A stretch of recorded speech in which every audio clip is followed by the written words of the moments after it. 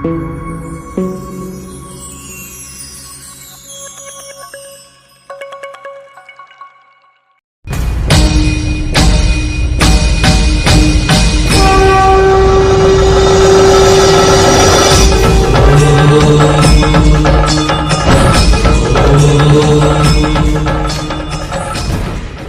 में बेहद रहस्यमयी बताया गया है। शिव की तीसरी आंख को क्षण भर में खत्म हो सकता है। ब्रह्मांड देवों के देव महादेव कहे जाने वाले भगवान शिव जितनी जल्दी प्रसन्न होकर अपने भक्तों का उद्धार करते हैं, वहीं उनका क्रोध भी सभी देवों से प्रचंड है। जहां सभी देवों को प्रसन्न करने के लिए बड्ढे बड्ढे अनुष्ठान किए जाते हैं, वहीं भगवान शिव शिवलिंग पर जल चढ़ाने मात्र से प्रसन्न होकर अपने भक्तों का कल्याण करते हैं।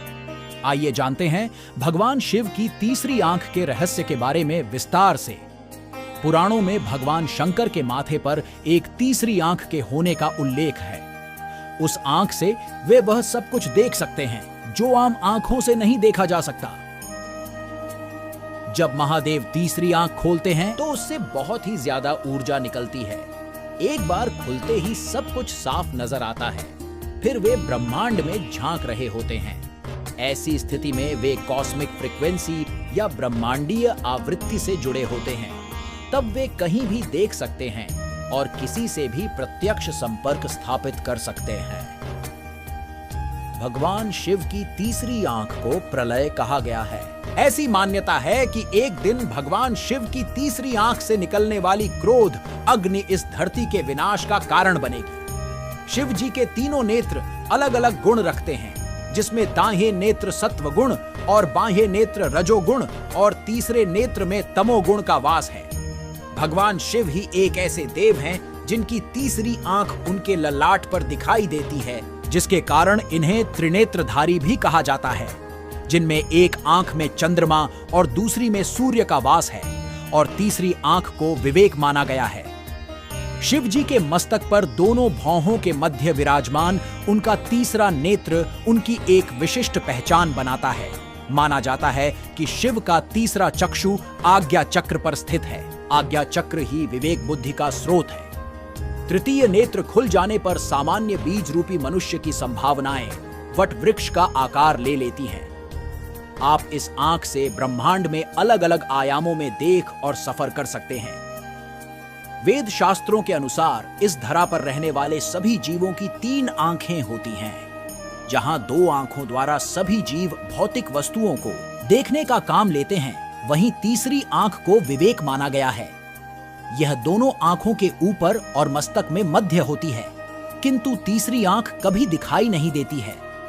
वेदों के अनुसार यह नेत्र उस स्थान पर स्थित है जहां मानव शरीर में छाग्या चक्रज नामक एक महत्वपूर्ण चक्र उपस्थित होता है।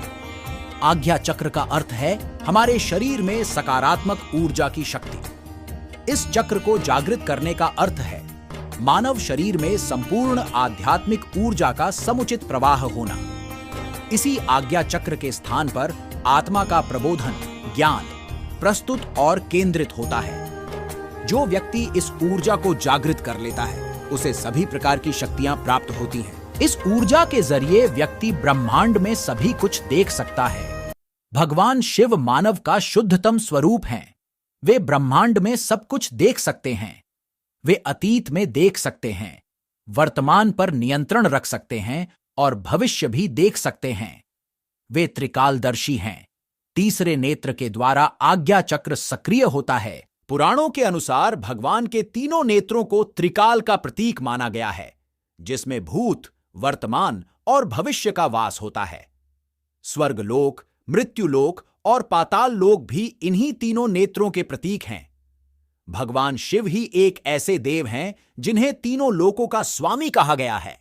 धर्म ग्रंथों में भगवान शिव की तीसरी आंख से जुड़ी एक कथा प्रचलित है, जिसमें प्रणय के देवता कामदेव अपनी क्रीड़ाओं के द्वारा शिव जी की तपस्या भंग करने का प्रयास करते हैं, और जैसे ही शिव जी तपस्या भंग होती है, शिव जी क्रोधित हो अपने तीसरे नेत्र की अग्नि से कामदेव को भस्म कर देते हैं।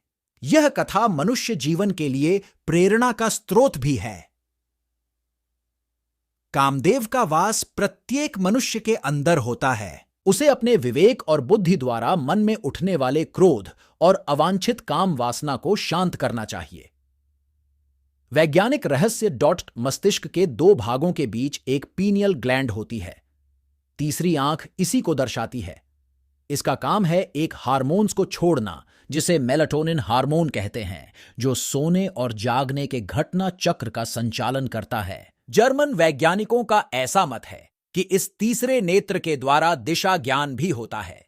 इसमें पाया जाने वाला हार्मोन्स मेलाटोनिन मनुष्य की मानसिक उदासी से संबंधित है।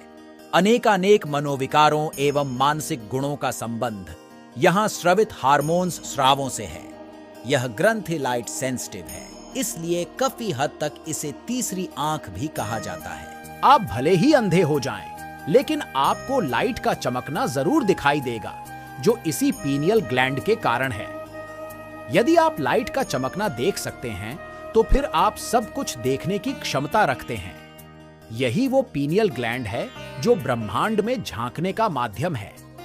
इसके जागृत हो जाने पर ही कहते हैं कि व्यक्ति के ज्ञान चक्षु खुल गए, उसे निर्वाण प्राप्त हो गया, या वह अब प्रकृति के बंधन से मुक्ति होकर सब कुछ करने के लिए स्वतंत्र है। इसके जागृत होने को ही कहते हैं कि अब व्यक्ति के पास दिव्य नेत्र है। उम्मीद करते हैं हमारे वीडियो आपको पसंद आ रही होगी। और हां, अगर एजी मोटिवेशनल वर्ल्ड आप पहली बार देख रहे हैं, तो चैनल को लाइक करें और हमारे चैनल को सब्सक्राइब करना न भूलें।